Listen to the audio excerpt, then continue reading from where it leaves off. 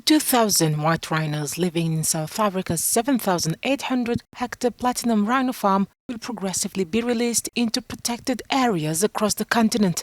NGO African Parks says it secured emergency funding to buy the farm, which was auctioned last April. It was opened over a decade ago by businessman John Hume, who wished to save the species from poaching. There's a conservation imperative here where, because of the importance of these rhinos, which is probably about 15% of all white rhino on the continent of Africa, there's an imperative that we make sure that these animals stay safe, stay secure. When Hume went out of business, a question mark hung over the future security of the animals. The rewilding project that African Parks will undertake will give the mammals a new future, with its challenges nonetheless.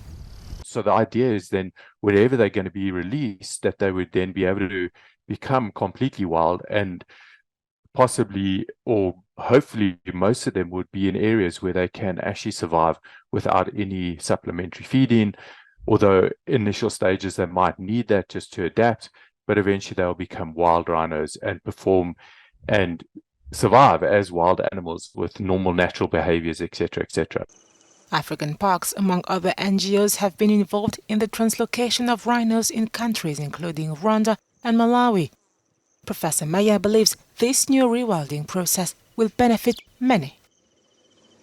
Potentially this translocation rewilding of these rhinos can have a really good benefit to conservation across the continent, not only from the point of view of conserving rhino, but also conserving other natural spaces, other species, and helping communities and growing communities and helping with investment. So I'm a very big supporter, and I really think this is a wonderful outcome for those game from farm-bred rhino, where they can make a big impact in conservation in the continent.